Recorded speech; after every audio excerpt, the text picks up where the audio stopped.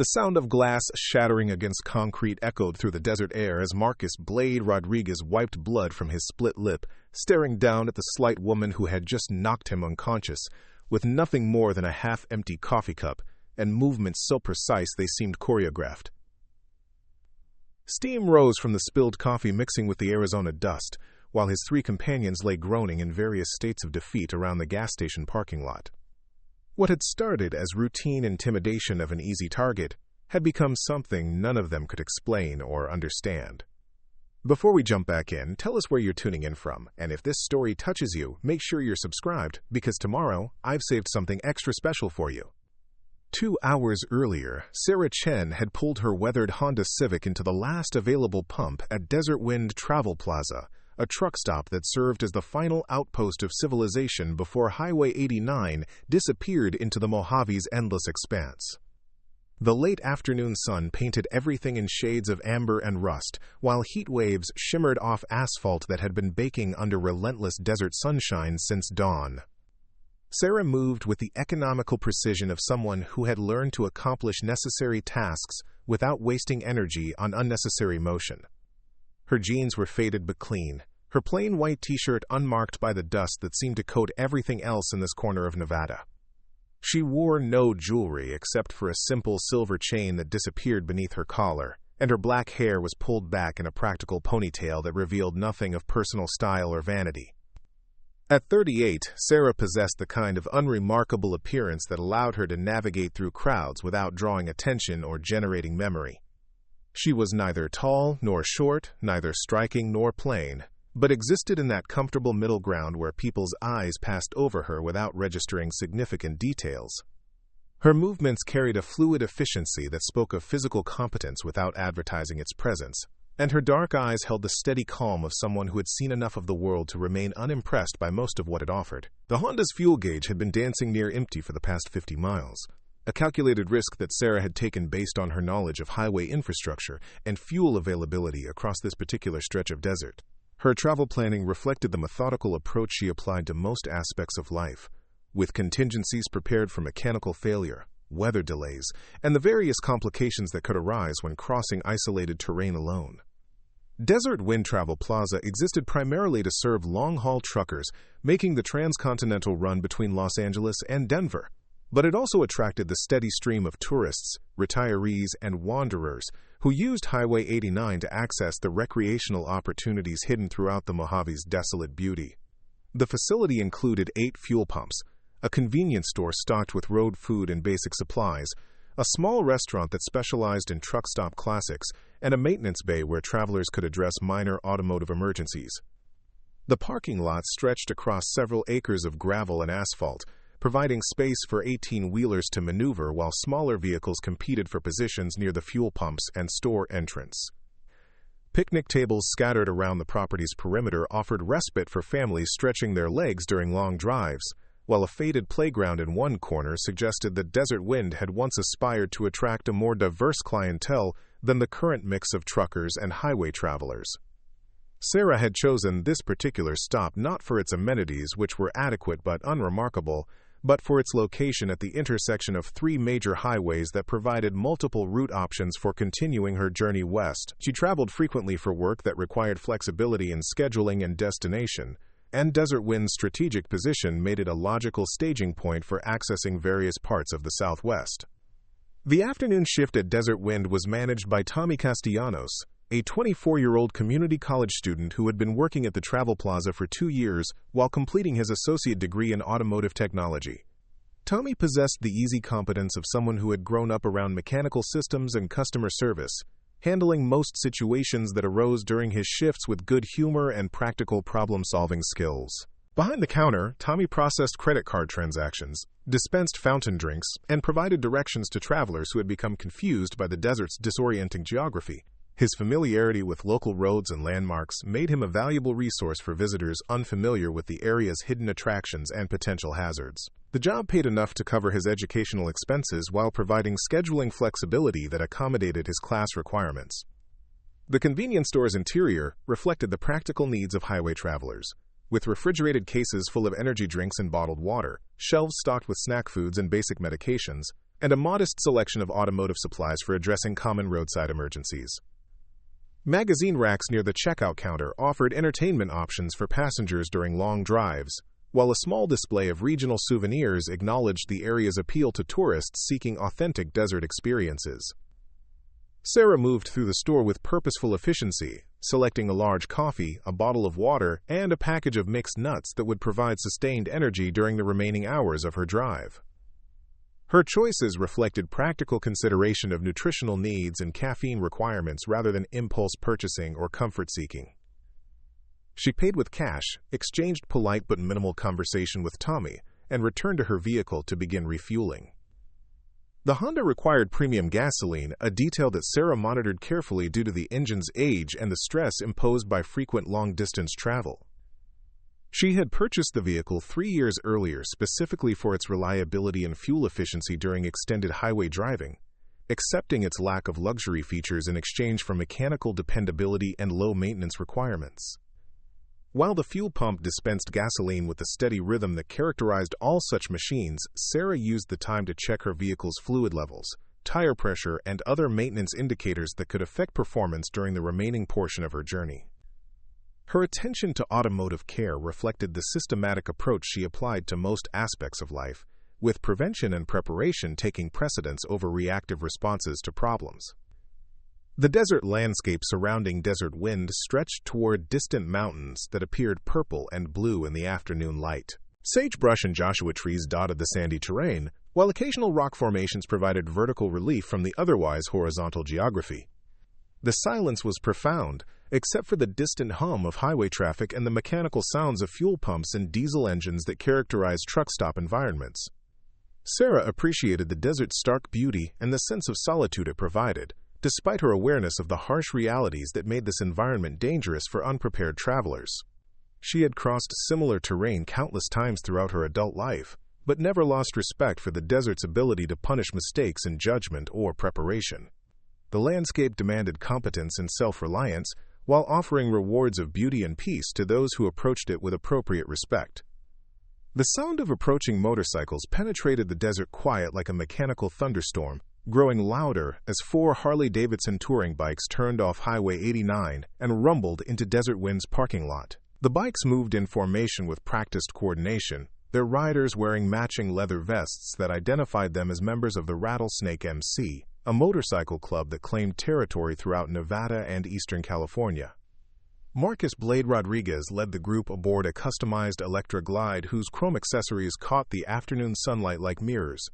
At 35, Marcus carried himself with the aggressive confidence of someone who had built his reputation through physical intimidation and willingness to escalate conflicts beyond the comfort level of most people he encountered. His black hair was pulled back in a ponytail that emerged from beneath a skull-decorated bandana, while his muscular arms displayed tattoos that chronicled his association with various motorcycle clubs and criminal organizations. Behind Marcus rode Danny "Tank" Morrison, whose nickname reflected both his massive physical build and his preferred approach to resolving disagreements through overwhelming force. Tank's background included amateur boxing and bouncer work at bars that catered to clientele who expected physical confrontation as part of their entertainment experience. His Harley Street Glide had been modified for both performance and intimidation, with exhaust pipes that amplified engine noise to levels that bordered on environmental assault. The third rider, Kevin "Snake" Patterson, navigated his Road King with the fluid precision of someone who had been riding motorcycles since adolescence. Snake's expertise with mechanical systems made him the group's unofficial maintenance specialist, while his knowledge of law enforcement patterns and surveillance techniques helped them avoid official attention during activities that existed in legal gray areas. His vest displayed patches indicating membership in multiple motorcycle organizations throughout the Southwest. The fourth member of their group, Billy "Cycle" Williams, earned his road name through unpredictable behavior that made even his companions uncertain about his likely responses to various situations. Psycho's heritage softail reflected his preference for classic motorcycle styling over modern performance modifications, while his collection of weapons and explosive devices suggested interests that extended beyond routine motorcycle club activities. The Rattlesnake MC existed primarily to facilitate various illegal enterprises, while maintaining the social structure and territorial claims that characterized outlaw motorcycle organizations throughout the American West. Their activities included drug trafficking, weapons sales, protection rackets, and occasional acts of violence designed to maintain their reputation for dangerous unpredictability.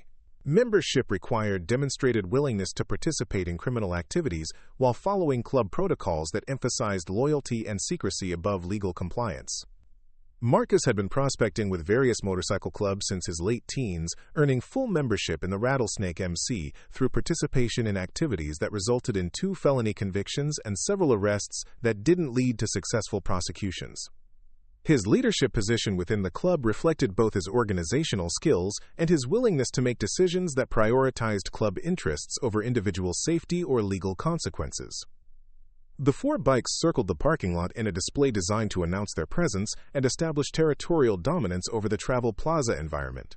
Their engines produced synchronized thunder that drowned out ambient noise, while their riders surveyed the area for potential targets, threats, or opportunities that might require attention. Such displays served multiple purposes within motorcycle club culture, demonstrating group solidarity while intimidating potential opposition and advertising their presence to any law enforcement personnel who might be monitoring the area. Desert Wind Travel Plaza occupied a strategic position along smuggling routes that connected Mexican suppliers with distribution networks throughout the western United States. The Rattlesnake MC maintained informal control over several such facilities, using them as meeting points, surveillance posts, and temporary storage locations for contraband that required secure handling during transportation. Their periodic visits served to maintain territorial claims while gathering intelligence about law enforcement activity and potential business opportunities. Preparing and narrating this story took us a lot of time, so if you are enjoying it, subscribe to our channel. It means a lot to us. Now back to the story. Tommy recognized the distinctive sound of approaching Harleys and felt the familiar knot of anxiety that formed in his stomach whenever the Rattlesnake MC made one of their unscheduled appearances at Desert Wind. Previous encounters had taught him that these visits typically involved some combination of intimidation, minor theft, and general disruption that made his work environment uncomfortable, while potentially endangering customers who happened to be present during club activities. The motorcycle club's relationship with Desert Wind's management existed in an uncomfortable gray area where explicit cooperation was never acknowledged, but mutual understanding prevented outright confrontation. The bikers refrained from activities that would force management to involve law enforcement, while staff members avoided interference with club business that didn't directly threaten facility operations or customer safety. Sarah completed her refueling process as the 4 motorcycles established themselves in the parking lot, with engine revving and loud conversation that served notice of their territorial claims. She secured her fuel cap, collected her receipt, and returned the nozzle to its holder with the same methodical efficiency that characterized all her actions. Her awareness of the biker's presence was evident in subtle changes to her posture and movement patterns, but she continued preparing for departure without apparent concern or haste. The collision course between Sarah's quiet competence and the Rattlesnake MC's aggressive territorial behavior was established in that moment when 4 outlaws accustomed to intimidating travelers encountered someone whose calm self-assurance suggested either dangerous naivety or capabilities that weren't immediately apparent. What happened next would reveal which assessment proved accurate. The Honda's engine started with the reliable purr that had carried Sarah across thousands of miles of American highways, but before she could shift into reverse, Marcus Rodriguez positioned his electric glide directly behind her vehicle, blocking any possibility of departure. The move was calculated and deliberate, executed with the practiced efficiency of someone who had used vehicular intimidation countless times to establish control over situations that required immediate dominance. Sarah's hands remained steady on the steering wheel as she observed the developing tactical situation through her mirrors. The positioning of the 4 motorcycles around her compact car created a containment pattern that prevented escape while maximizing the psychological pressure of encirclement. She recognized the formation from her training in asymmetric warfare, where superior numbers were used to compensate for individual skill deficiencies during hostile encounters. Through her windshield, Sarah watched Marcus dismount from his Harley with the swagger of someone accustomed to having his physical presence generate immediate compliance from anyone unlucky enough to become his target. His leather vest hung open to reveal a muscular torso marked by prison tattoos and scars that told stories of violence both given and received during his rise through motorcycle club hierarchies. Tank Morrison positioned himself near the driver's door of Sarah's Honda, his massive frame casting a shadow that blocked the afternoon sunlight, while his proximity made opening the door impossible without physical contact. His approach demonstrated the kind of territorial dominance that characterized predators establishing control over prey they considered helpless to resist or escape. Snake Patterson maintained his position astride his Road King, but his attention focused on scanning the parking lot for potential witnesses or threats that might complicate their interaction with the solitary woman who had become their afternoon entertainment. His role as lookout reflected years of experience conducting illegal activities in public spaces where law enforcement or hostile observers could appear without warning. Psycho Williams remained seated on his heritage softail, but his right hand rested on the handle of a knife that protruded from a sheath attached to his belt. His readiness to escalate the encounter into violence provided backup for whatever intimidation tactics his companions chose to employ, while his unpredictable behavior patterns made him the wild card that could transform routine harassment into something far more dangerous. Sarah lowered her driver's side window exactly 3 inches, enough to facilitate communication without providing sufficient space for anyone to reach inside her vehicle or grab her through the opening. The controlled opening demonstrated awareness of tactical considerations that most civilians never contemplated, while her steady eye contact with Marcus indicated absence of the fear that typically characterized targets of motorcycle club intimidation. "Problem with your bike?" Sarah asked, her voice carrying neutral politeness that acknowledged Marcus's presence without displaying either submission or challenge. The question was technically reasonable given his positioning behind her vehicle, but her tone suggested she understood the true nature of his intentions, while choosing to respond with professional courtesy rather than confrontation. Marcus smiled with the predatory satisfaction of someone who enjoyed the psychological aspects of intimidation as much as its practical applications. His approach to establishing dominance typically began with seemingly reasonable requests that gradually escalated into demands that revealed his true intentions, while making targets complicit in their own victimization through voluntary compliance. "No problem with my bike, sweetheart," Marcus replied, his voice carrying the condescending tone that motorcycle club members used when addressing women they considered beneath their social status. "Just thought we should get acquainted since you're traveling through our territory without proper introduction or respect." The concept of territorial claims over public highways represented a fundamental aspect of outlaw motorcycle club philosophy, where geographical areas were treated as controlled zones requiring acknowledgement of club authority by anyone conducting business within established boundaries.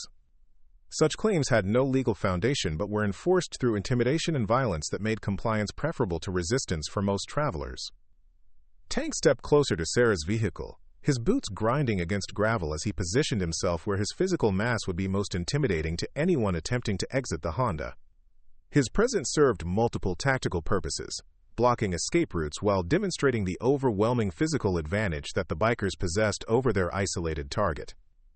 "This is rattlesnake territory," Tank announced, his voice carrying the gravelly tone that resulted from years of shouting over motorcycle engines and barroom noise.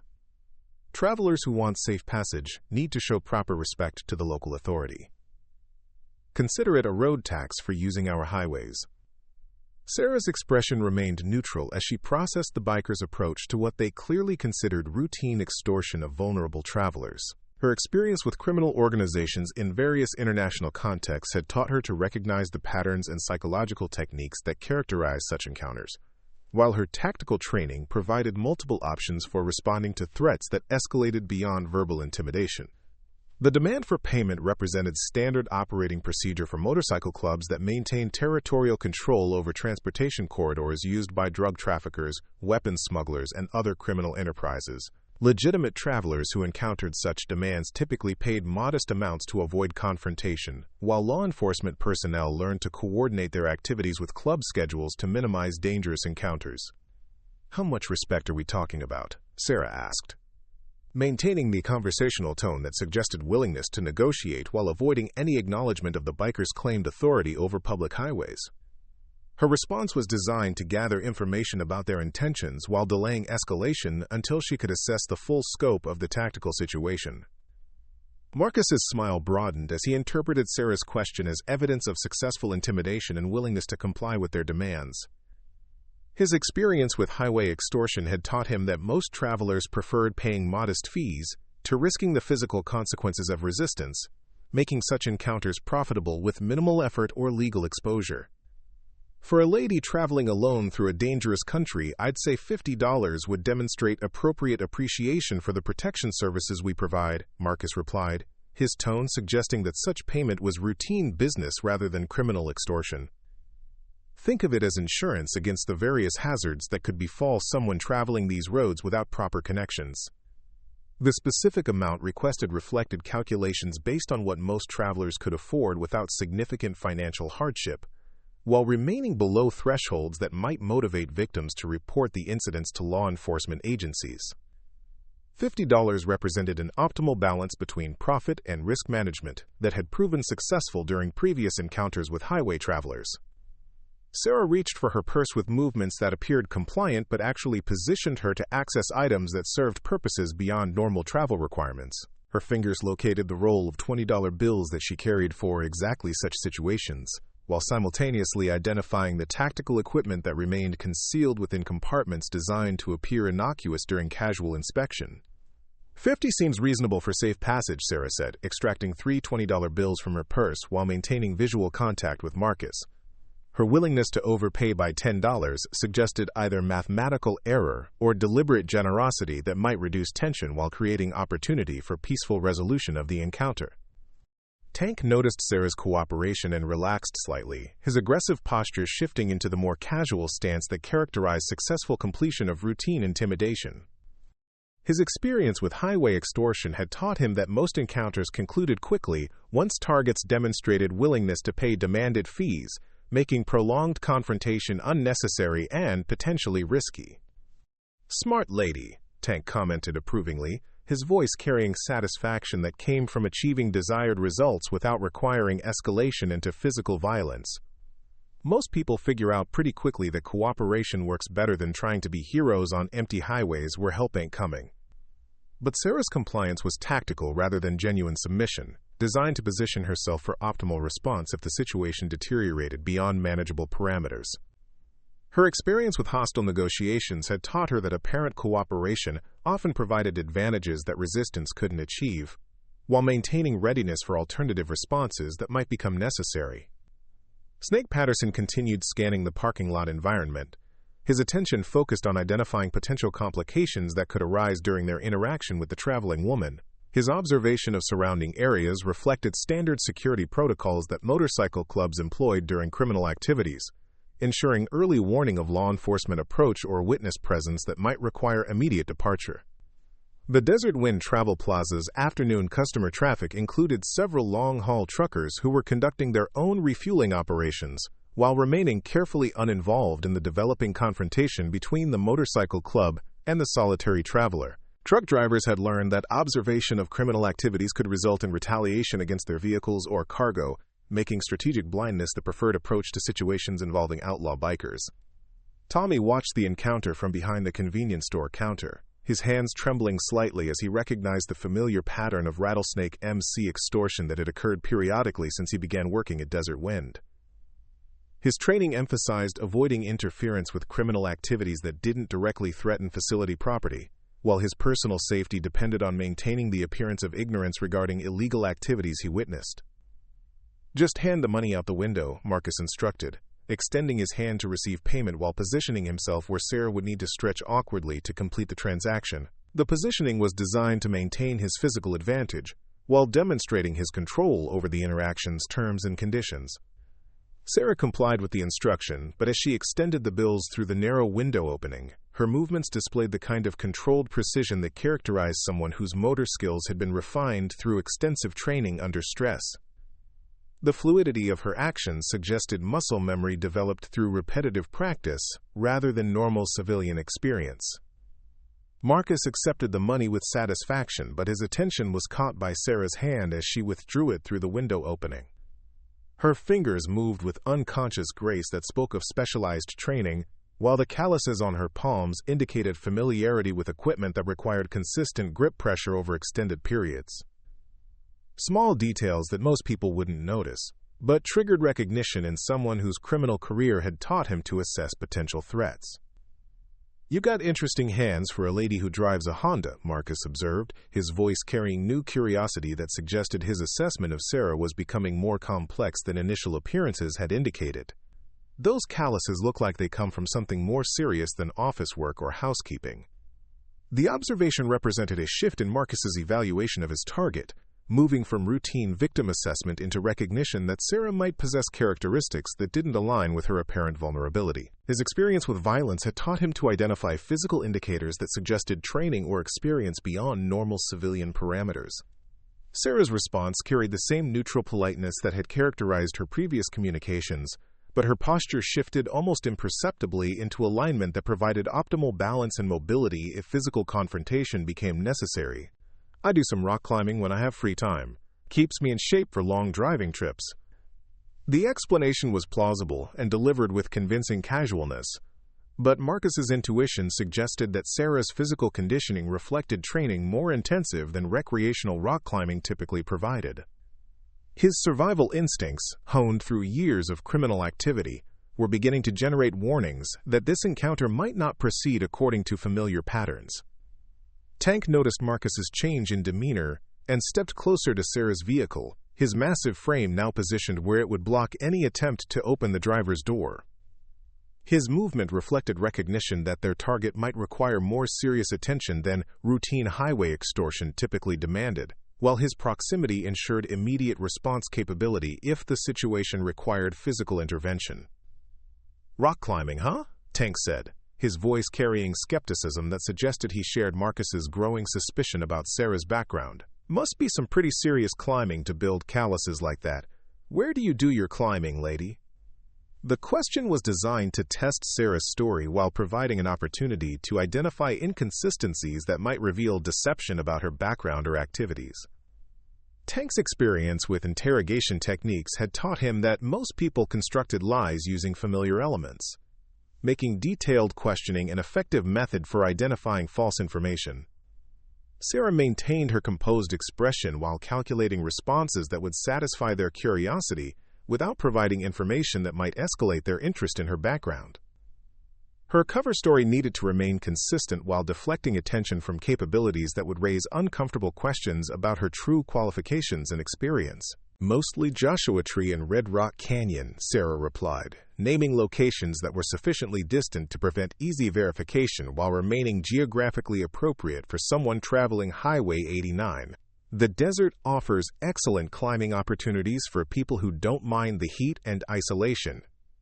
The locations she mentioned were legitimate climbing destinations that attracted enthusiasts from throughout the Southwest, making her claim technically accurate while providing no specific information that could be verified or challenged through direct knowledge. Her response demonstrated familiarity with the regional geography that supported her travel story. Snake Patterson's radio crackled with communication from other Rattlesnake MC members who were monitoring law enforcement frequencies for activity that might affect club operations. His earpiece delivered information about Nevada Highway Patrol positioning that was routine for afternoon patrol schedules, indicating no immediate law enforcement presence that might complicate their current activities. Psycho Williams remained silent during the developing conversation, but his attention focused on Sarah with the unsettling intensity that had earned him his road name. His psychological profile included antisocial tendencies that made him unpredictable during encounters that deviated from familiar patterns, while his willingness to escalate situations into violence provided options that other club members preferred to avoid unless absolutely necessary. The transaction appeared to be concluding successfully, with payment received and no immediate complications requiring additional attention. But Marcus's growing suspicion about Sarah's background was beginning to generate interest that extended beyond routine extortion into areas that could prove more dangerous for everyone involved. What had started as simple highway robbery was evolving into something that none of them fully understood, but all of them recognized as potentially significant. The afternoon sun continued its descent toward the desert horizon, casting longer shadows across the parking lot, while the temperature began its gradual decline from the day's oppressive heat. Time was passing, and other travelers would eventually arrive at Desert Wind, potentially complicating the bikers' interaction with the mysterious woman whose apparent compliance concealed depths that were becoming increasingly apparent to observers trained in recognizing dangerous competence. Marcus pocketed the $60 with deliberate slowness, but instead of stepping away from Sarah's Honda to allow her departure, he leaned closer to the driver's window with the predatory interest of someone whose curiosity had been aroused beyond simple financial motivation. His initial assessment of Sarah as an easy target was evolving into something more complex and potentially more dangerous for everyone involved. "You know what, lady?" Marcus said, his voice taking on the conversational tone that experienced criminals used when shifting from routine operations into uncharted territory. "I'm thinking maybe we haven't been properly introduced. My name's Marcus Rodriguez, but most people around here call me Blade. What should I call you?" The request for personal information represented escalation beyond simple highway extortion into territory that suggested longer-term interest in Sarah's presence and activities. Marcus's experience with criminal investigations had taught him that anonymous victims were preferable to identified individuals who might later provide detailed descriptions to law enforcement agencies, making his current approach tactically questionable unless motivated by factors beyond routine profit. Sarah understood that providing her real name would create documentation that could be used to track her movements and activities through various databases that motorcycle clubs access through corrupt law enforcement contacts and criminal information networks. But refusing to answer would likely escalate the encounter into confrontation that might require responses she preferred to avoid. "Sarah Collins," she replied, using the identity that appeared on the driver's license and credit cards in her wallet. The name was technically accurate, but attached to documentation that had been carefully constructed to withstand casual investigation, while concealing connections to military records and classified operations that remained sealed beyond normal criminal access. Tank shifted his position to block Sarah's view of the convenience store, ensuring that any assistance or intervention from that direction would be delayed, while preventing her from making eye contact with potential witnesses who might later provide testimony about the developing situation. His movement reflected standard intimidation tactics designed to isolate targets while demonstrating overwhelming control over their environment. "Sarah Collins," Marcus repeated, testing the name with the tone of someone filing information for future reference. "That's a nice, normal name for someone who pays road taxes without arguing and has hands that tell interesting stories about her hobbies. Where are you headed, Sarah? Maybe we could provide some additional guidance about safe routes through our territory." The offer of guidance represented a significant expansion of the biker's involvement in Sarah's travel plans, moving from simple extortion into attempted control over her movements and activities. Such escalation typically indicated either specific interest in a target's background or recognition that standard intimidation tactics were insufficient for maintaining dominance over someone whose responses suggested unusual competence. Sarah calculated multiple response options while maintaining the appearance of casual conversation with highway criminals whose intentions were becoming increasingly unclear. Her tactical training had included extensive practice in managing hostile negotiations where apparent cooperation concealed preparation for alternative responses that might become necessary if peaceful resolution proved impossible. "Just passing through on my way to California," Sarah answered, providing information that was both accurate and sufficiently vague to prevent precise tracking of her destination or timeline. "I appreciate the concern about road safety, but I've been driving these highways for years without serious problems." The assertion of experience with desert highway travel was designed to suggest familiarity with potential hazards, while subtly indicating that she wasn't the helpless victim that motorcycle clubs typically targeted for robbery and intimidation. Sarah's response walked the careful line between demonstrating competence and revealing capabilities that might generate unwanted attention. Snake Patterson received additional radio communication through his earpiece. Information from Rattlesnake MC lookouts, positioned at strategic points along Highway 89, who monitored traffic patterns and law enforcement activity throughout their claimed territory. His expression shifted slightly as he processed reports about unusual vehicle movements that might indicate coordinated law enforcement operations in their operational area. "Boss," Snake called to Marcus, his voice carrying urgency that suggested the information he was receiving might affect their current activities. "We got reports of unmarked units moving east on 89. Might be routine patrol expansion, but timing's got the boys nervous." The possibility of law enforcement presence in areas where the Rattlesnake MC was conducting illegal activities typically triggered immediate departure protocols designed to prevent contact with authorities who might have advance intelligence about club operations. Marcus's decision to continue his interaction with Sarah despite potential law enforcement proximity indicated either poor judgment or specific interest that outweighed normal operational security considerations. Marcus processed Snake's warning while maintaining his focus on Sarah, whose calm responses to their intimidation suggested either remarkable composure under stress or confidence based on capabilities that weren't immediately apparent. His criminal intuition was generating increasingly strong signals that this encounter involved factors beyond normal highway extortion parameters. "California's a big state, Sarah," Marcus continued, ignoring Snake's warning about potential law enforcement activity. "Specific destinations might help us provide better route recommendations. Some areas out there can be dangerous for travelers who don't know the local situation." The persistence of Marcus's questioning, despite tactical considerations that should have prompted immediate departure, suggested that Sarah had somehow triggered interest that exceeded normal criminal motivations. His behavior was becoming inconsistent with established Rattlesnake MC protocols for managing illegal activities in areas with potential law enforcement presence. Tank noticed the growing tension in Marcus's demeanor and responded by moving closer to Sarah's vehicle, his massive frame now positioned where it would prevent any attempt to drive away, while his proximity enabled immediate physical intervention if the situation required escalation beyond verbal intimidation. His positioning reflected recognition that their interaction with Sarah was moving into territory that might require forceful resolution.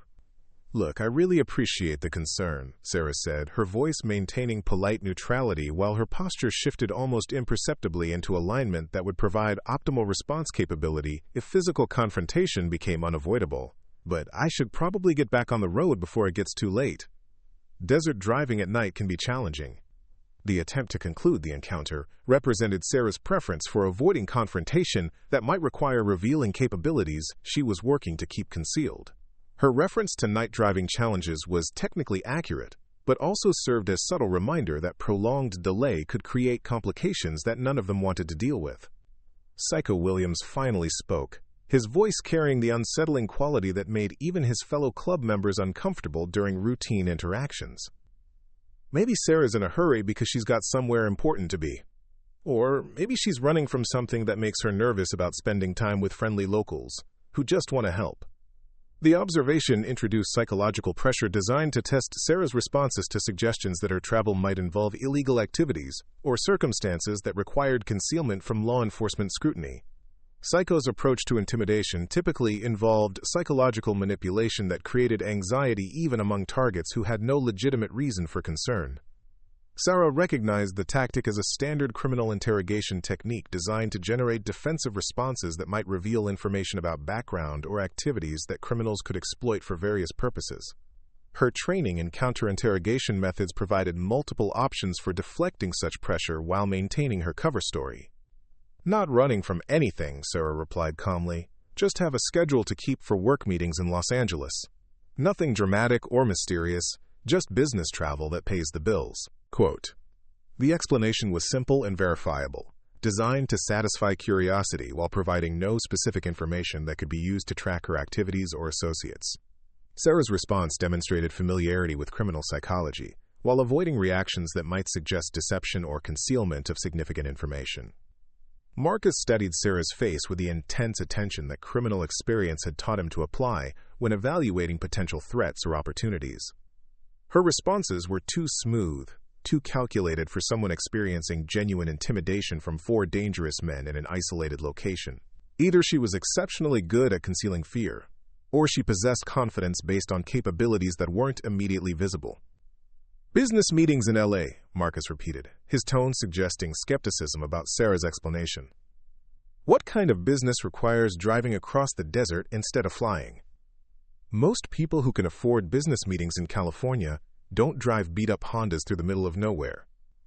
The question probed for inconsistencies in Sarah's cover story, while highlighting details that didn't align with typical patterns of business travel.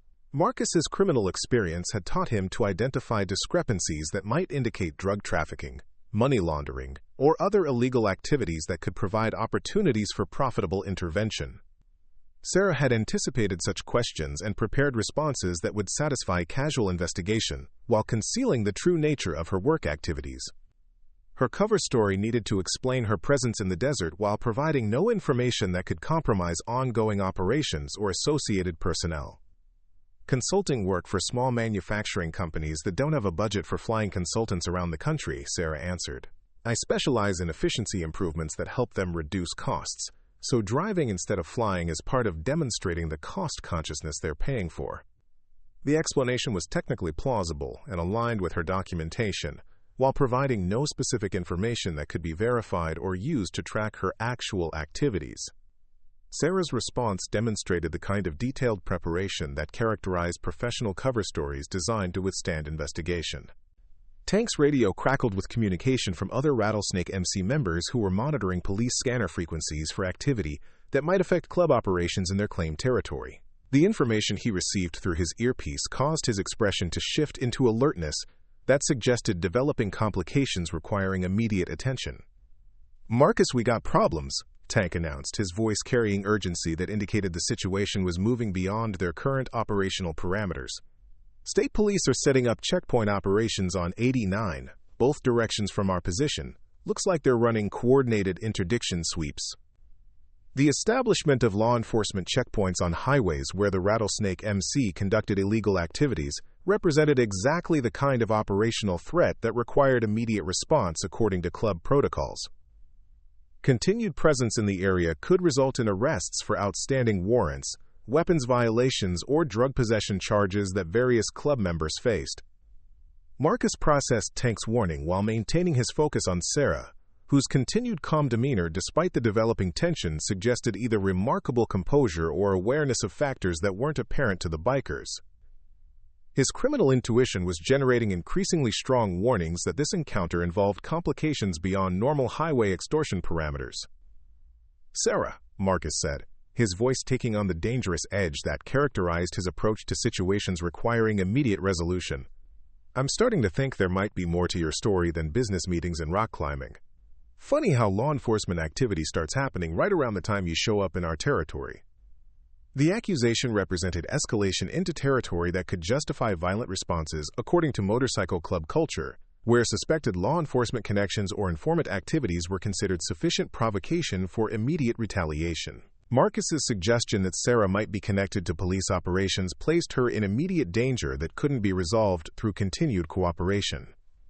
Sarah understood that the situation had moved beyond manageable parameters into territory where her cover story was insufficient protection against suspicions that could result in violence regardless of her actual activities or connections. Her training had prepared her for exactly such circumstances, where peaceful resolution became impossible and alternative responses became necessary for survival. "I understand your concerns," Sarah said, her voice maintaining calm professionalism while her hands positioned themselves for optimal response capability. "But I can assure you that my presence here has nothing to do with any law enforcement activities. I'm just a traveler who happened to stop for gas at the same time you arrived." The denial was accurate but unlikely to satisfy Marcus's growing paranoia about law enforcement surveillance and potential threats to club operations. Sarah's response represented her final attempt to resolve the encounter through verbal communication, before circumstances forced her to demonstrate capabilities she had been working to keep concealed.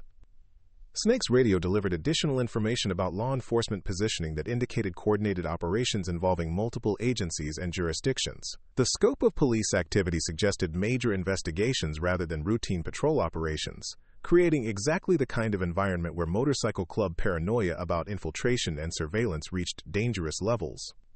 "Boss, we need to move now," Snake urged, his voice carrying the stress that came from recognition that their operational security was compromised. This kind of law enforcement coordination doesn't happen for routine traffic enforcement. Something big is going down, and we're sitting in the middle of it.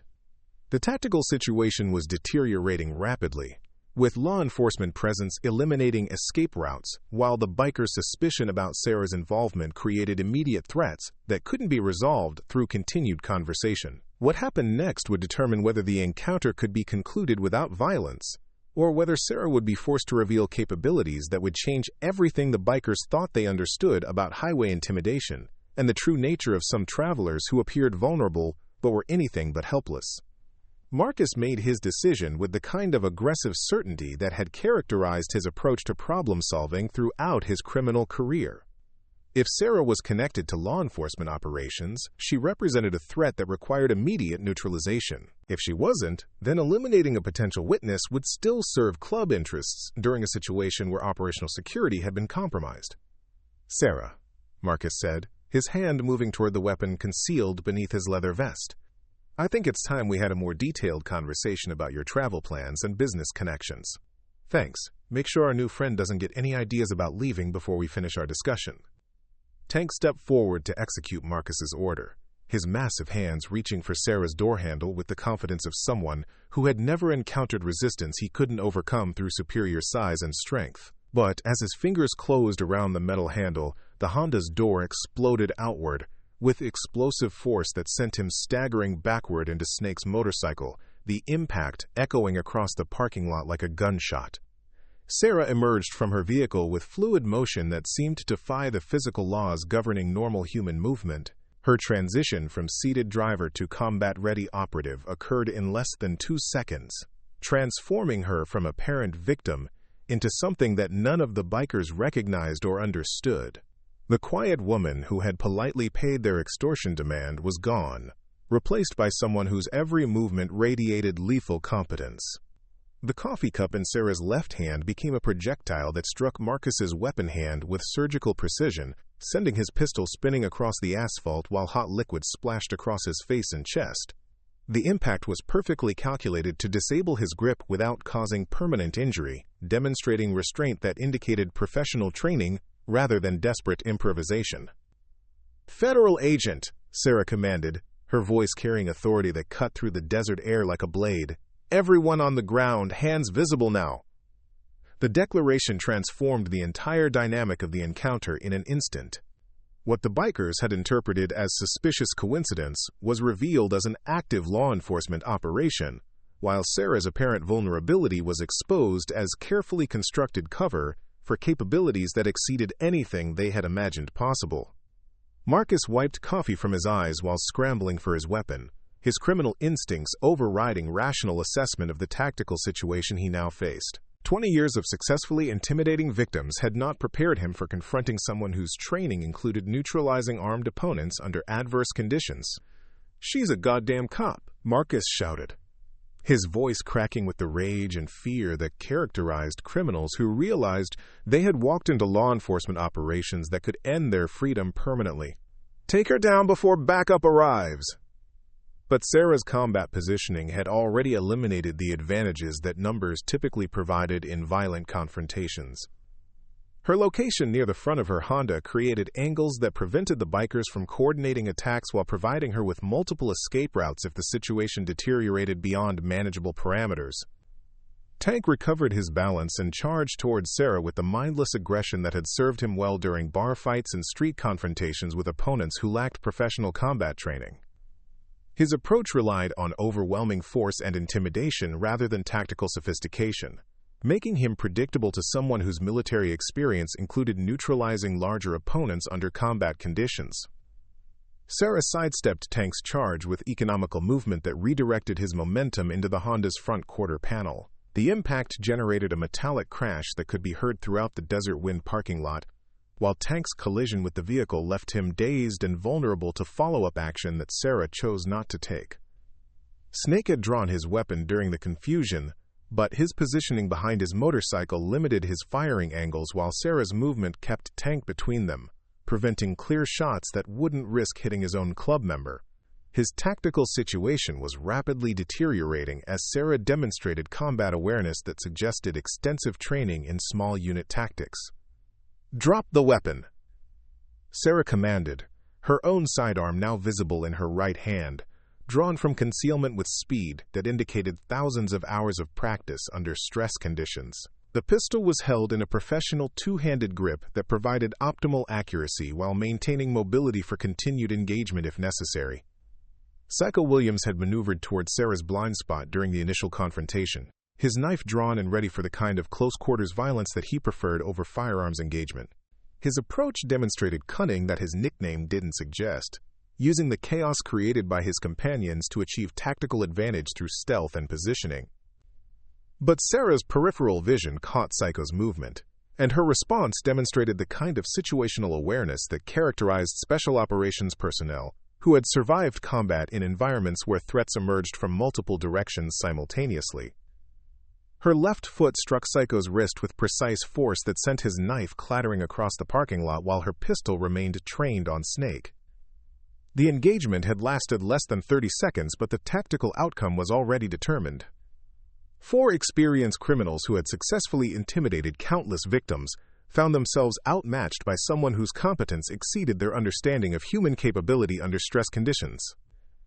Tommy watched the confrontation from behind the convenience store counter, his hands shaking as he processed the transformation of routine highway extortion into law enforcement operations involving levels of violence that exceeded anything in his previous experience. His training had not prepared him for witnessing federal agents engaging armed criminals in the Desert Wind parking lot. "This is Agent Sarah Chen, DEA Southwest Division," Sarah announced, her voice carrying across the parking lot while her weapon remained trained on the most immediate threats. "You are all under arrest for conspiracy to distribute controlled substances, racketeering, and assault on a federal officer."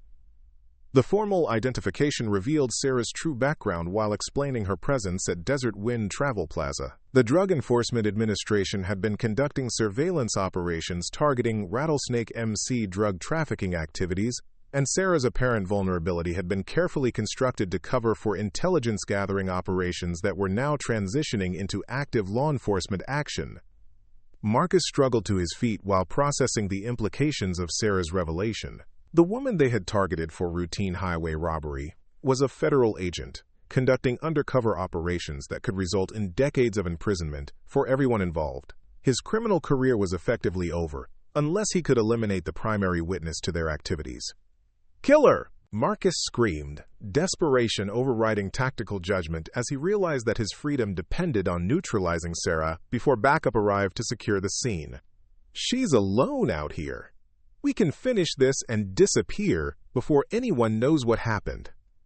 But Sarah's training had included extensive preparation for exactly such scenarios, where undercover operations were compromised and agents faced multiple armed opponents without immediate backup support. Her positioning and movement patterns reflected tactical doctrine designed to survive outnumbered engagements while maintaining operational effectiveness. Snake attempted to acquire a firing position that would allow engagement without risking his companions, but Sarah's continuous movement prevented a stable shooting platform, while her own weapon remained trained on center mass targets that would neutralize threats with maximum efficiency. His criminal experience had not prepared him for engaging opponents with military-grade combat training. The sound of approaching helicopters penetrated the desert air, their rotor noise growing louder as law enforcement air support moved into position to provide backup for ground operations. The distinctive whine of turbine engines announced that Sarah's backup was arriving exactly on schedule, transforming the tactical situation from isolated confrontation into coordinated law enforcement operation. "Federal air support incoming," Sarah announced, her voice carrying satisfaction that came from successful completion of dangerous undercover work. "Surrender now and you might live to see the trial. Continue resistance and face the consequences of assaulting federal agents during active investigation." Tank had recovered from his collision with Sarah's Honda, but his coordination remained impaired from the impact that had left him disoriented and vulnerable. His attempt to resume aggressive action was hindered by physical limitations that prevented effective engagement with an opponent whose combat reflexes remained fully operational. Psycho Williams retrieved his fallen knife while searching for an opportunity to re-engage Sarah from an advantageous position. His commitment to violence exceeded rational assessment of tactical realities, making him the most dangerous opponent despite his lack of firearms. Sarah recognized his psychological profile and adjusted her positioning to maintain visual contact while preventing flanking maneuvers. The first helicopter appeared over the desert horizon, its outline visible against the afternoon sky as it approached Desert Wind Travel Plaza with the purposeful speed that characterized law enforcement air support, responding to officer in distress situations. Additional aircraft were approaching from different vectors, indicating coordinated response that would soon overwhelm any resistance the bikers might attempt. Marcus made his final decision with the desperate logic of someone whose criminal career had reached its inevitable conclusion. Federal charges for drug trafficking and assault on federal agents would result in life imprisonment, making violent resistance preferable to peaceful surrender that guaranteed decades behind bars. "We have nothing to lose," Marcus shouted, retrieving his weapon while preparing for last-stand confrontation that would either eliminate the federal agent who could testify against them or end his criminal career in the kind of violent finale that outlaw motorcycle culture romanticized. Take her down now before those choppers get here. Sarah recognized the shift in Marcus's psychology from intimidation tactics to genuine life-or-death desperation. Criminals facing life imprisonment often chose violence over surrender, creating exactly the kind of tactical situation that required lethal force to resolve. Her training had prepared her for such moments, where hesitation meant death and decisive action ensured survival. The engagement resumed with explosive intensity as Marcus opened fire from inadequate cover position behind his motorcycle. His shots were poorly aimed due to stress and lack of professional firearms training, but created immediate danger that required Sarah to transition from arrest procedures to combat operations designed to neutralize active threats through overwhelming force. Sarah's return fire was precise and controlled, each shot placed with surgical accuracy that reflected thousands of hours of marksmanship training under combat conditions. Her first round struck Marcus's shooting hand, disabling his ability to maintain effective fire while avoiding fatal injury that might complicate subsequent legal proceedings. Snake attempted to provide supporting fire from his position near the fuel pumps, but his angle of approach exposed him to counterfire from Sarah's position while creating potential for catastrophic explosion if stray rounds struck petroleum infrastructure.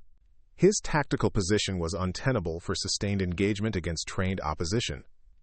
Tank's charge towards Sarah's position was intercepted by her second shot, which struck his left shoulder with enough force to spin him around and drop him to the asphalt.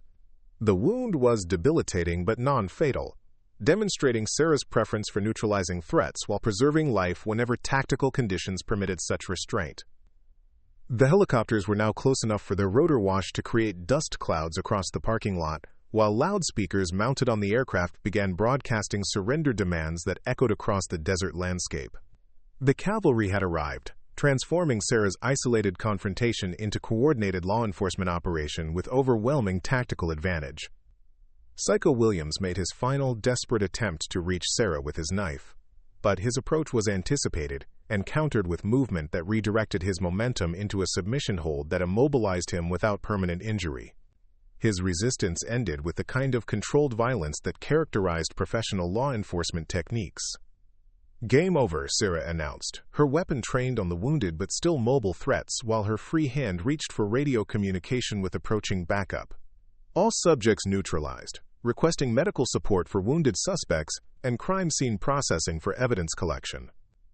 The undercover operation that had placed DEA agent Sarah Chen in position to gather intelligence about Rattlesnake MC drug trafficking activities had concluded with arrests that would dismantle the organization's leadership while providing evidence for prosecuting their criminal enterprise.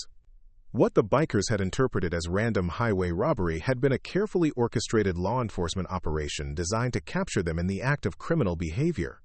Marcus lay bleeding on the Desert Wind parking lot asphalt, his weapons several feet away, and his criminal career effectively ended by bullets fired with precision that demonstrated training he had never imagined possible. The quiet woman who had paid their extortion demand without argument had been a federal agent conducting surveillance operations that would result in decades of imprisonment for everyone involved.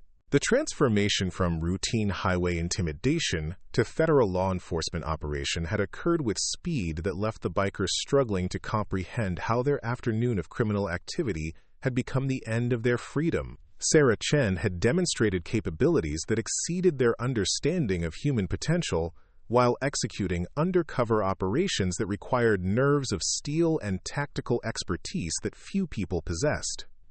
As the helicopters settled into landing positions around Desert Wind Travel Plaza, Sarah maintained her professional vigilance while processing the successful completion of dangerous assignments that had required months of preparation and careful positioning.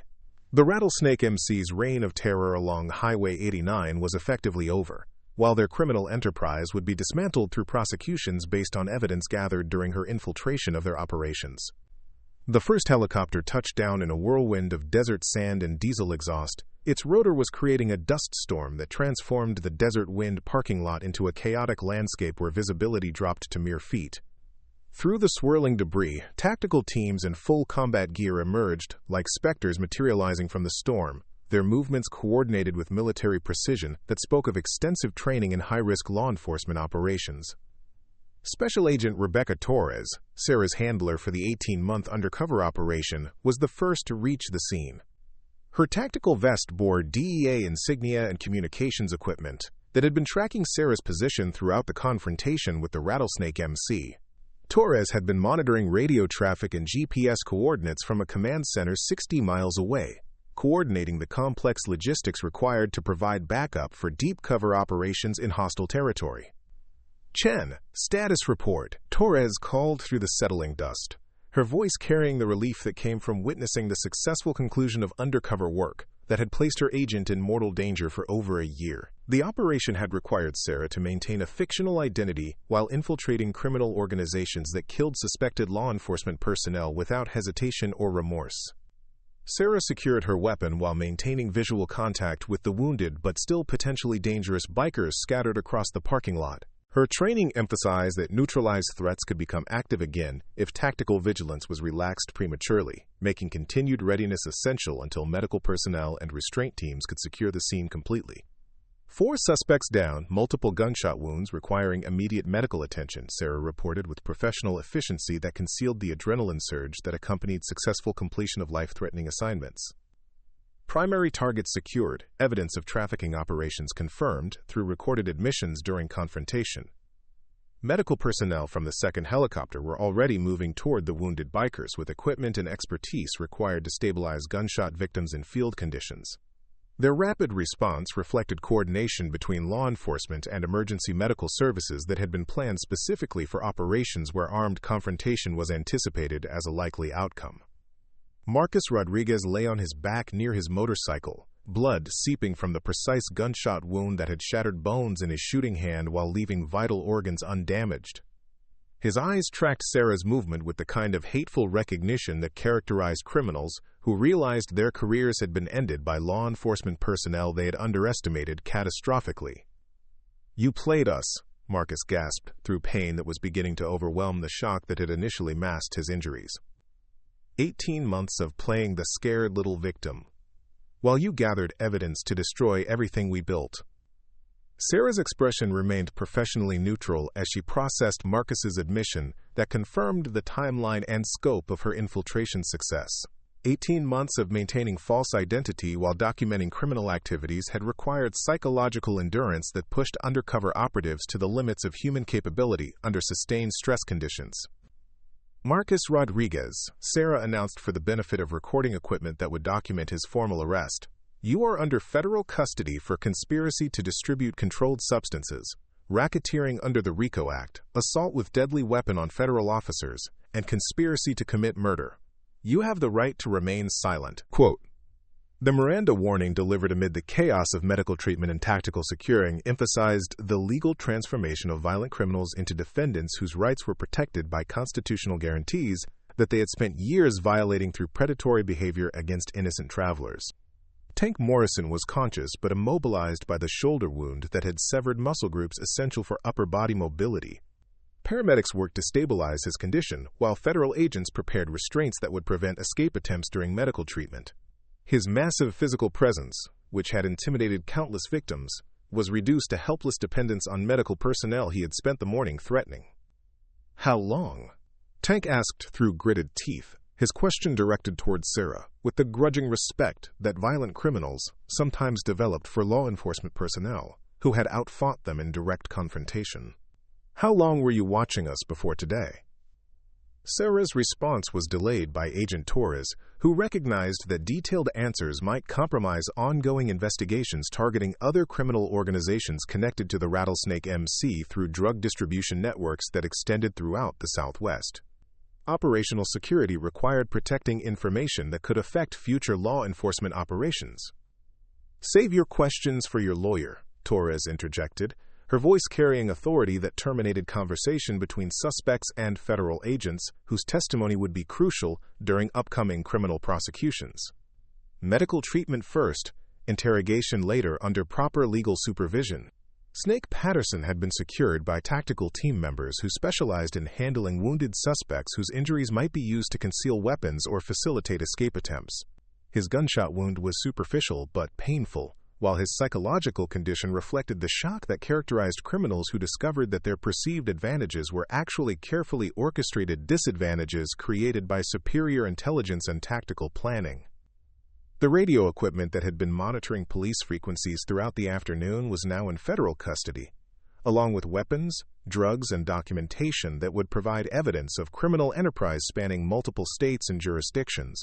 Snake's technical expertise, which had helped the club avoid law enforcement detection, had been rendered useless by investigative techniques that exceeded his understanding of federal capabilities. Psycho Williams remained unconscious from the submission hold that Sarah had applied with precision designed to incapacitate without causing permanent neurological damage. His unpredictable psychological profile made him the most dangerous suspect even in wounded condition, requiring continuous monitoring by personnel trained in managing violent individuals whose mental instability could trigger sudden aggressive behavior. Tommy emerged from the convenience store with trembling hands and wide eyes that reflected his processing of the transformation from routine afternoon shift into federal crime scene involving multiple shootings and arrests.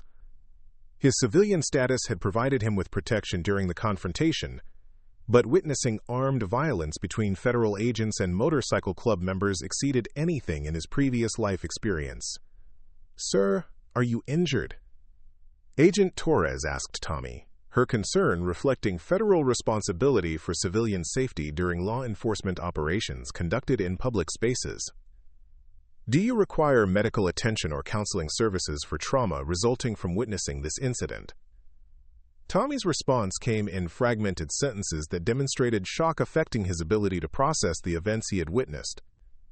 The quiet woman who had purchased coffee and paid highway extortion without complaint had transformed into a federal agent who defeated 4 armed criminals through superior training and tactical expertise that seemed impossible for normal human beings.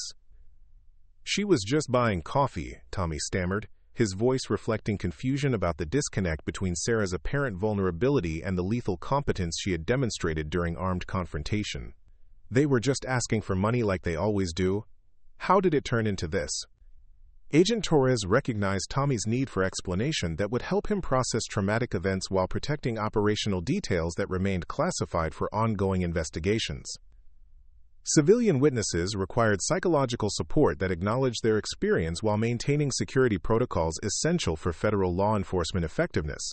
"The woman you saw purchasing coffee was Agent Sarah Chen, who has been conducting an undercover investigation of criminal organizations operating along this highway corridor," Torres explained carefully.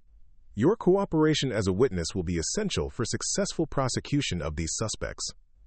The crime scene processing that followed Sarah's successful engagement required coordination between multiple federal agencies whose jurisdictions overlapped in cases involving interstate criminal enterprises.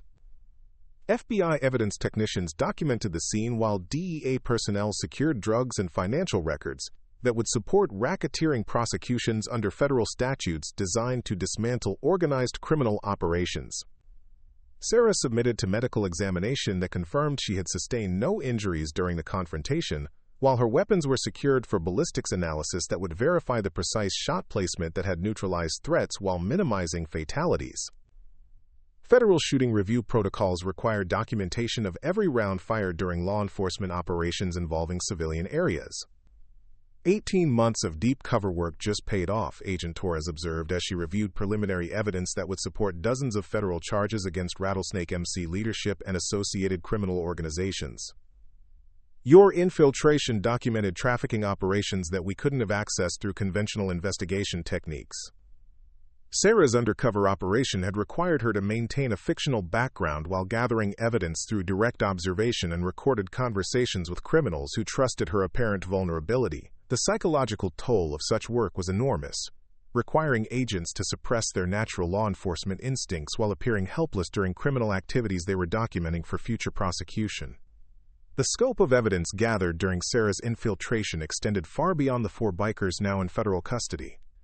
Her recorded conversations and photographic documentation had identified drug suppliers, money laundering operations, weapons trafficking networks, and corruption of public officials that facilitated criminal enterprise throughout Nevada and California. Marcus Rodriguez's admission that Sarah had been gathering evidence for 18 months confirmed the timeline that would be crucial for establishing patterns of criminal behavior required for successful RICO prosecutions. His statement, delivered while receiving medical treatment, would be admissible in court despite the circumstances of its delivery during armed confrontation. The operation exceeded our most optimistic projections, Torres continued, her satisfaction evident as she processed the investigative windfall that Sarah's work had produced. We've got documentation of criminal conspiracy involving over 40 suspects across 6 states. This is going to be the largest motorcycle club takedown in DEA history. Federal coordination requirements meant that evidence gathered during Sarah's operation would be shared with law enforcement agencies throughout the region, enabling simultaneous arrests and searches that would prevent destruction of evidence by criminal associates who might learn of the Rattlesnake MC arrests. Timing was crucial for maintaining operational effectiveness across multiple jurisdictions. The helicopters that had provided tactical support during Sarah's confrontation were now serving as medical evacuation platforms for transporting wounded suspects to federal medical facilities where their treatment would occur under secure conditions that prevented escape or communication with criminal associates who remained at large. Desert Wind Travel Plaza was transformed into a federal crime scene where evidence technicians documented every detail of the confrontation while interviewing witnesses whose testimony would support criminal prosecutions. Tommy's cooperation was essential, but his civilian status required protection protocols that would shield him from retaliation by criminal organizations seeking revenge against witnesses. Sarah's Honda Civic, which had served as her cover vehicle during months of undercover work, was now evidence requiring forensic examination for fingerprints, DNA, and other trace materials that might provide additional investigative leads. The vehicle's modest appearance had been carefully chosen to support her fictional identity as traveling business consultant rather than federal agent. "What happened to my car?" Sarah asked with the practical concern of someone whose personal possessions had become evidence in a federal criminal case.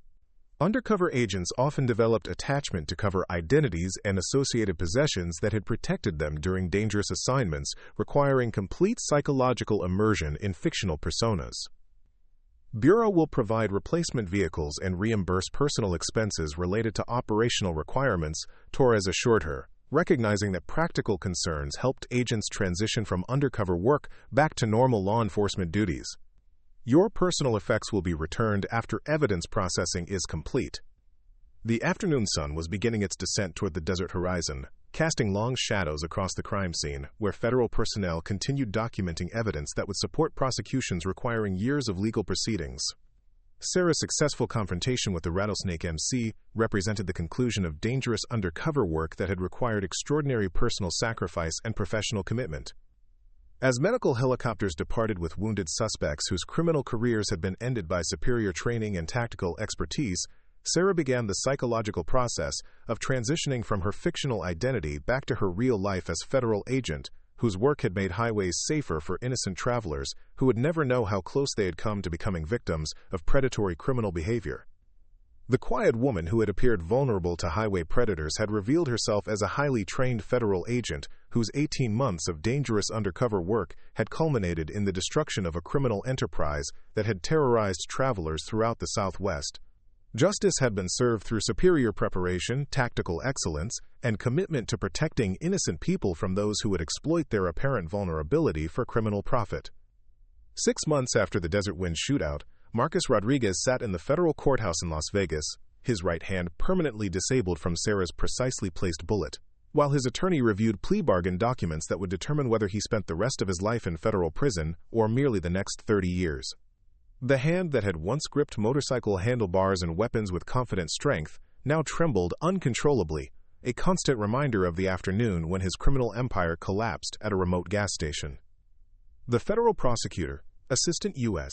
Attorney Jennifer Walsh, had built her case around the mountain of evidence that Sarah's 18-month infiltration had produced. Audio recordings, financial documents, photographs, and testimony from cooperative witnesses created a prosecutorial foundation so comprehensive that even Marcus's experienced defense attorney had advised accepting whatever plea agreement the government offered rather than facing trial with evidence that guaranteed life imprisonment. Your client's organization distributed over 200 kilograms of methamphetamine and fentanyl across 6 states, Walsh stated during the plea hearing, her voice carrying the professional satisfaction that came from dismantling criminal enterprises that had claimed countless victims through drug trafficking and violence.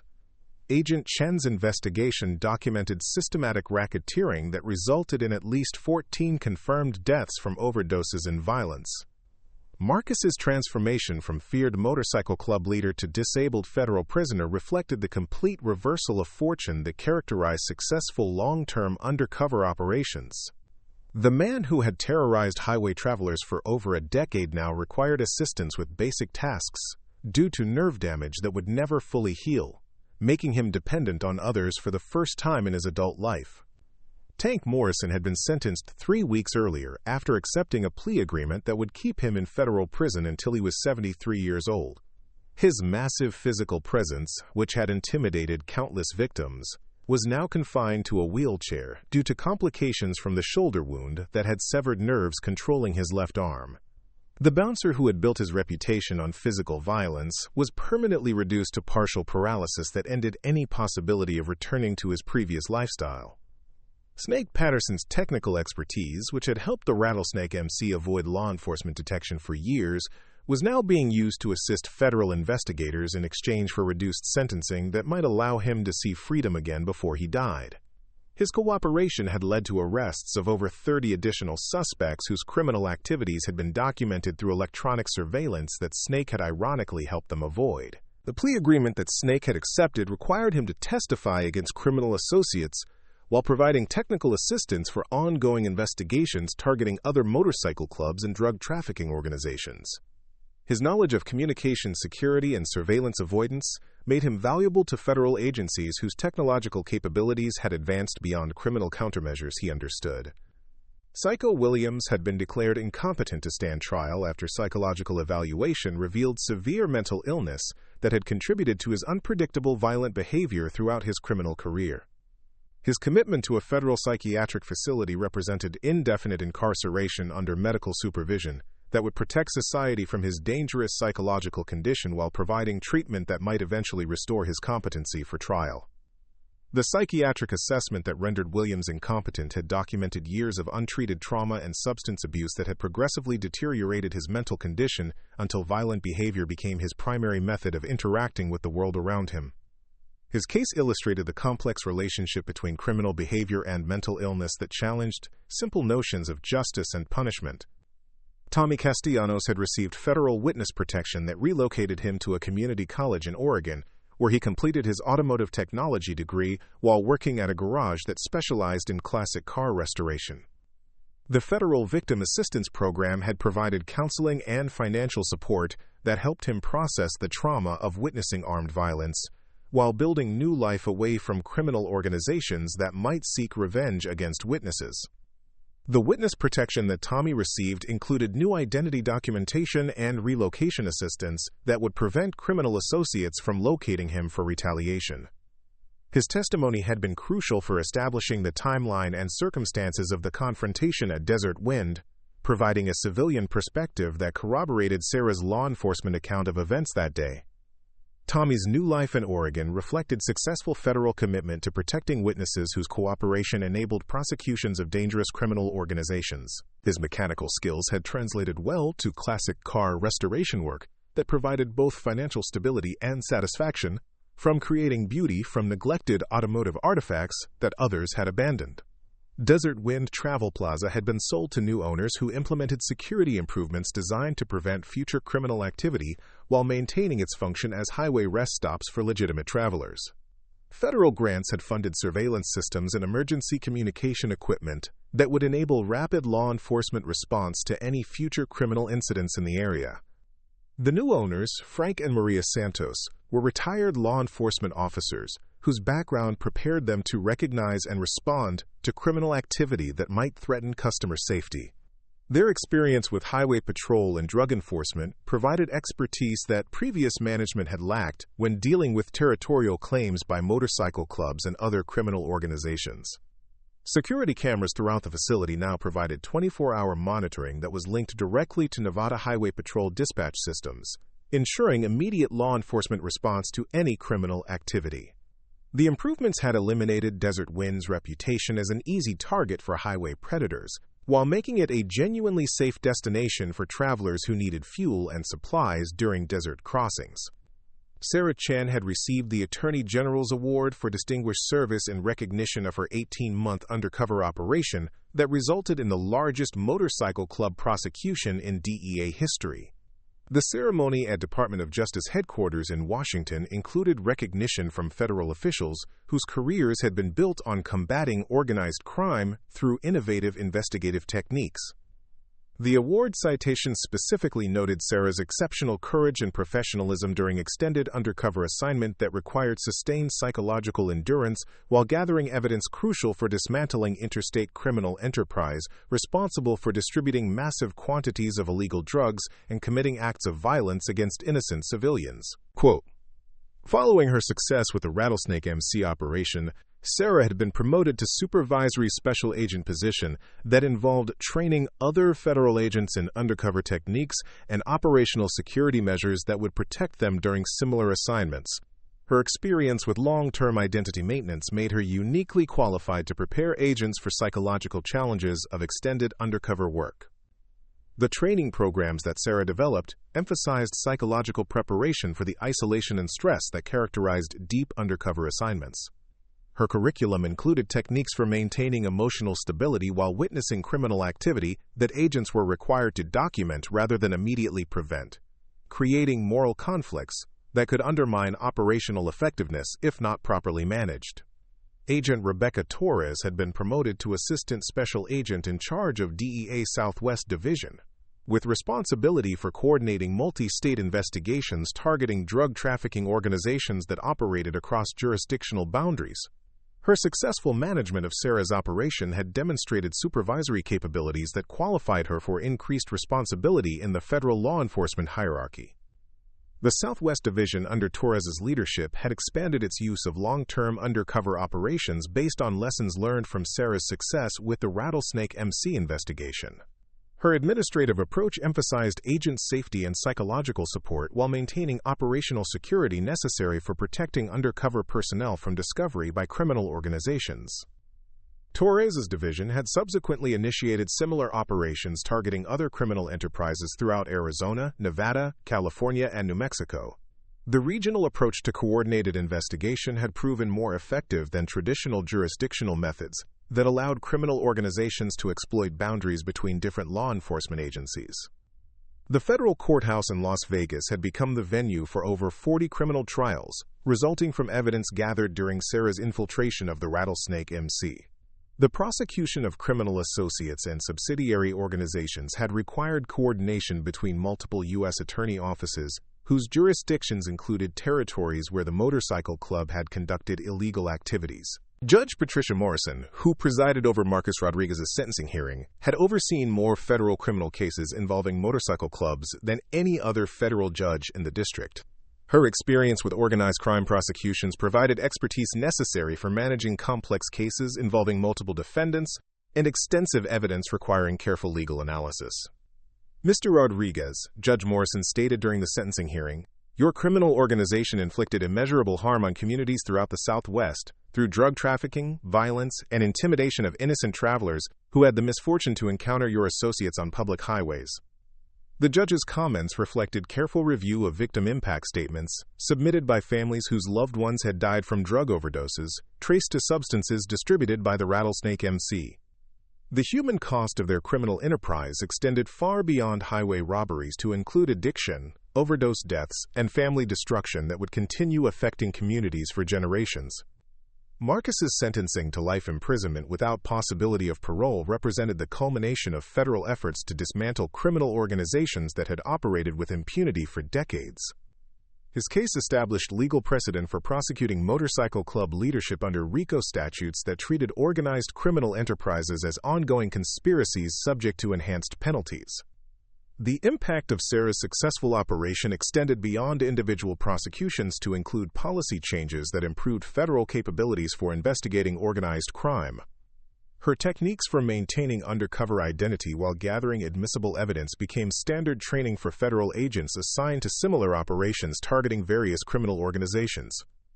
Federal budget allocations for undercover operations had increased significantly following congressional review of Sarah's success with the Rattlesnake MC investigation. Lawmakers recognized that long-term infiltration provided investigative capabilities that traditional methods couldn't achieve when targeting sophisticated criminal enterprises that had adapted to conventional law enforcement techniques. The Highway 89 corridor that had once been controlled by the Rattlesnake MC was now patrolled regularly by federal agents, whose presence discouraged other criminal organizations from attempting to establish territorial claims over public transportation routes. The federal commitment to maintaining highway safety had eliminated predatory behavior that had victimized countless travelers over the years. Commercial trucking companies that utilized Highway 89 for transcontinental shipping had reported significant reductions in cargo theft and driver intimidation since the elimination of motorcycle club territorial control. The improved security had reduced shipping costs while making desert highways safer for legitimate commerce that supported regional economic development. Tourism in the Mojave Desert region had increased substantially after federal elimination of criminal activity that had made highway travel dangerous for visitors unfamiliar with local conditions. National Park Services and tourism boards had cooperated with federal agencies to promote desert recreation, while maintaining security improvements that protected travelers from predatory criminal behavior. The success of Sarah's operation had inspired federal expansion of similar investigations targeting criminal organizations throughout the American West. DEA coordination with other federal agencies had created multi-jurisdictional task forces whose capabilities exceeded what individual agencies could accomplish through traditional investigative methods limited by jurisdictional boundaries. As Marcus Rodriguez was led away in shackles to begin his life sentence, the federal marshal's radio crackled with reports of new arrests being made simultaneously across 6 states as the final phase of prosecutions based on Sarah's evidence reached completion. The criminal empire that had taken decades to build was being systematically dismantled through superior intelligence and tactical planning that had outmatched criminal adaptation to law enforcement techniques. The quiet woman who had appeared vulnerable to highway predators had revealed herself as a federal agent whose patient work had destroyed a criminal organization responsible for immeasurable suffering throughout the Southwest. Justice had been achieved through professional excellence and personal courage that exemplified the highest traditions of federal law enforcement commitment to protecting innocent people from those who would exploit their vulnerability for criminal profit. 5 years after the Desert Wind confrontation, Sarah Chin stood before a graduating class of federal agents at the DEA Training Academy in Quantico, Virginia, delivering her annual lecture on undercover operations to the next generation of law enforcement officers, who would carry forward the mission of protecting American communities from organized criminal enterprises.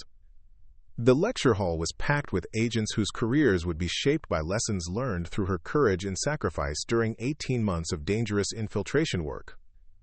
The most dangerous assumption any criminal can make, Sarah told the assembled agents, is that quiet competence equals weakness, that professional restraint indicates vulnerability, and that someone who appears ordinary must lack the capability to defend themselves or others when circumstances demand extraordinary action. The lecture drew from real-world experience that had resulted in the largest motorcycle club prosecution in federal law enforcement history, but Sarah's message extended far beyond specific tactical considerations to encompass universal principles about recognizing hidden strength and respecting capabilities that weren't immediately apparent through surface observation. Agent Michael Harrison, a recent graduate whose assignment to undercover operations had been influenced by Sarah's legendary success with the Rattlesnake MC, raised his hand to ask about psychological preparation for extended identity maintenance. His question reflected the kind of professional curiosity that characterized agents who understood that technical skills were insufficient without mental resilience required for dangerous assignments. 18 months of pretending to be someone else while documenting criminal activity you can't immediately stop requires psychological discipline that goes beyond normal law enforcement training, Sarah explained, her voice carrying the authority that came from surviving experience rather than theoretical knowledge. You learn to compartmentalize your true identity while maintaining operational effectiveness under conditions that would break most people's mental stability.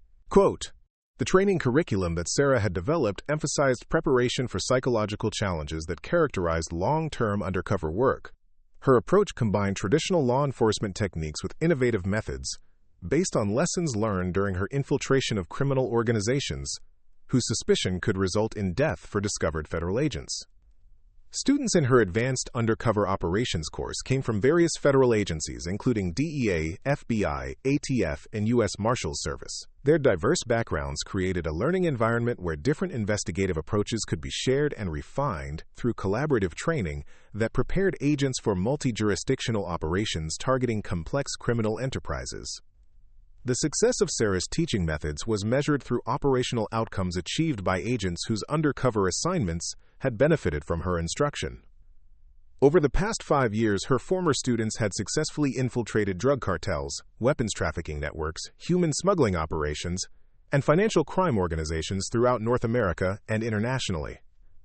Agent Rebecca Torres, now Regional Director for DEA Western Operations, often visited Sarah's classes to share administrative perspective on coordinating undercover operations across multiple jurisdictions and agencies. Her presence provided students with understanding of command structure and support systems that enabled individual agents to operate safely during extended assignments in hostile environments. Agent Chen's success with the Rattlesnake MC operation demonstrated that properly planned and executed undercover work could achieve investigative results that conventional methods couldn't approach, Torres explained to the current class. Her 18 months of patient documentation provided evidence that dismantled criminal enterprise spanning 6 states and resulted in over 40 federal prosecutions. The students listened with professional attention that reflected their understanding that they were receiving instruction from personnel whose real-world experience had shaped federal law enforcement policy and procedures. Sarah's techniques for identity maintenance, evidence gathering, and operational security had become standard training for undercover agents throughout the federal law enforcement community. Tommy Castellanos, now owner of Classic Restorations Unlimited in Portland, Oregon, had become an unexpected spokesperson for federal witness protection programs whose success depended on providing comprehensive support for civilians whose cooperation enabled prosecutions of dangerous criminal organizations. His transformation from frightened gas station attendant to successful business owner illustrated the federal commitment to protecting witnesses whose testimony was essential for achieving justice. Tommy's restoration shop specialized in classic American muscle cars, whose beauty emerged through patient work that transformed neglected vehicles into automotive art. His mechanical skills, originally developed through community college automotive technology programs, had evolved into expertise that attracted collectors from throughout the Pacific Northwest who appreciated craftsmanship that honored automotive heritage. The federal victim assistance program that had relocated Tommy to Oregon included business development support that helped him establish his restoration shop while maintaining security protocols that protected him from potential retaliation by criminal associates of the Rattlesnake MC. His success demonstrated that witness protection could provide foundation for building productive new life, rather than merely hiding from the dangerous past. "I learned that day at Desert Wind that things aren't always what they seem," Tommy explained during a federal symposium on witness protection effectiveness.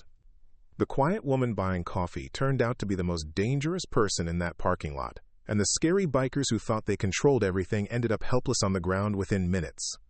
Tommy's perspective as a civilian witness provided unique insight into federal operations that typically remained hidden from public view. His willingness to speak about his experience helped federal agencies improve victim assistance programs, while educating communities about law enforcement capabilities that existed to protect innocent people from criminal predators.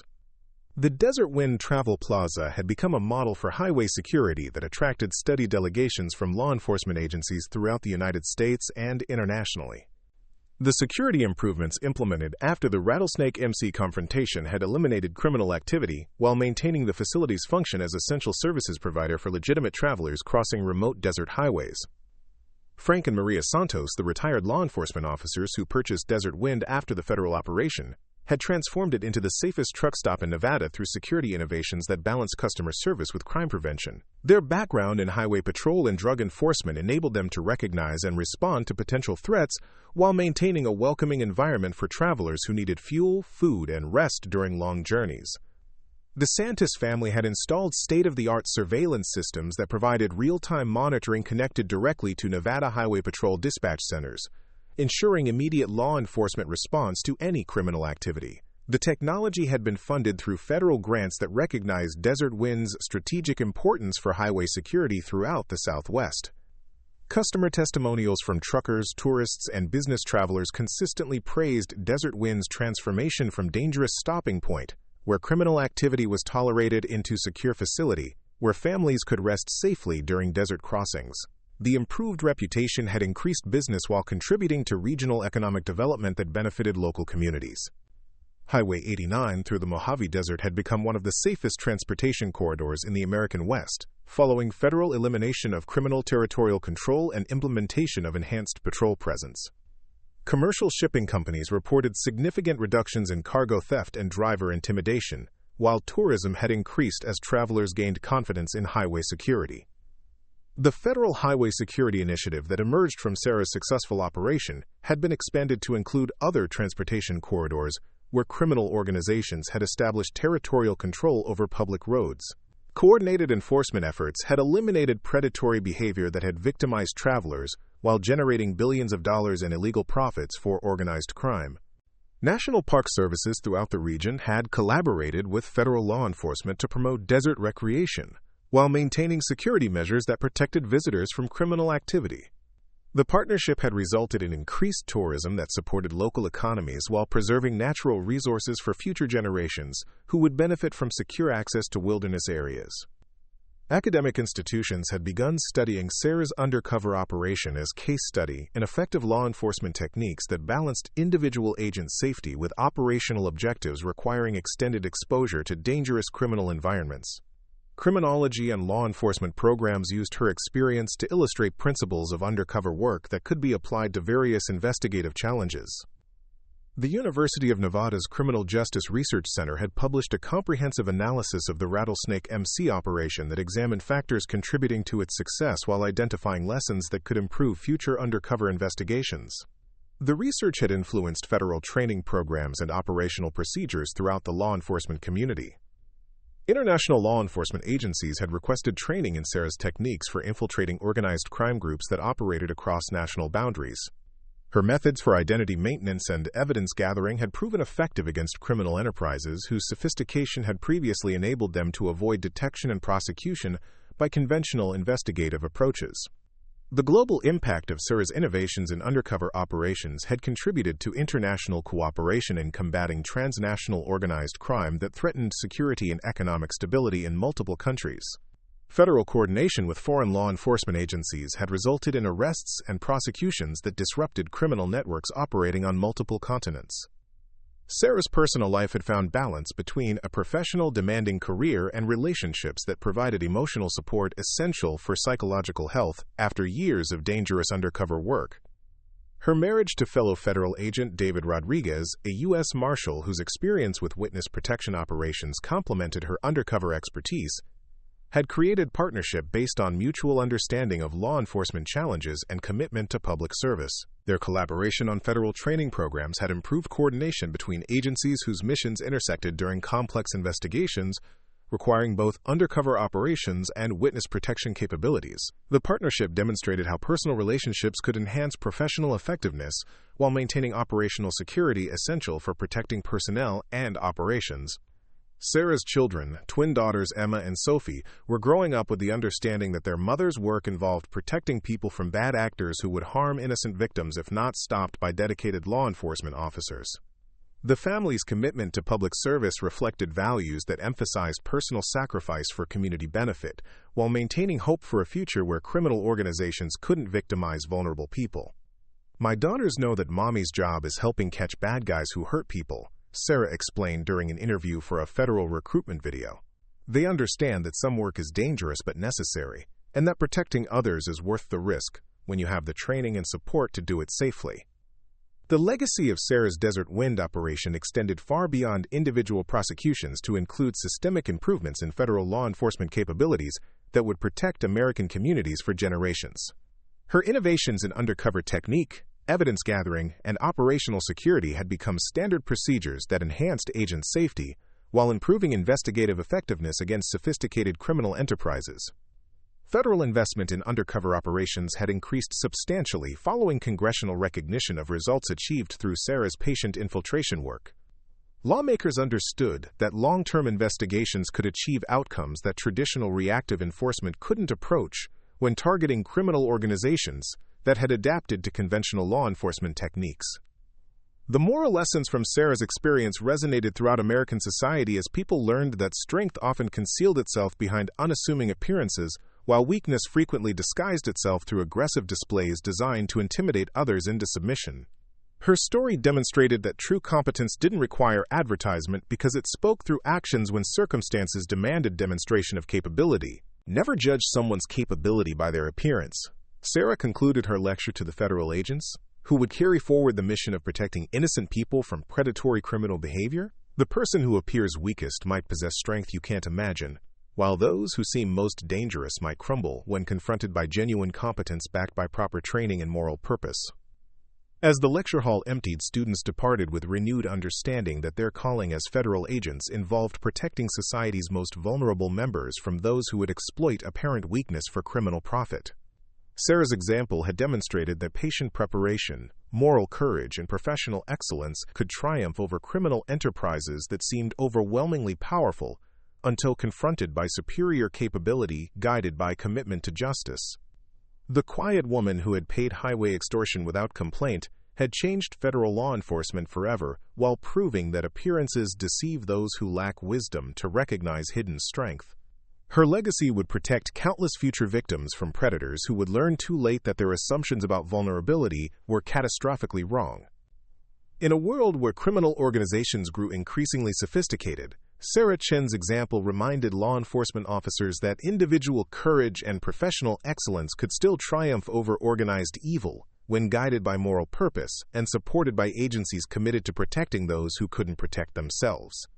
The battle between good and evil continued, but heroes like Sarah ensured that justice would ultimately prevail. Up next, you've got two more standout stories right on your screen. If this one hits the mark, you won't want to pass these up. Just click and check them out.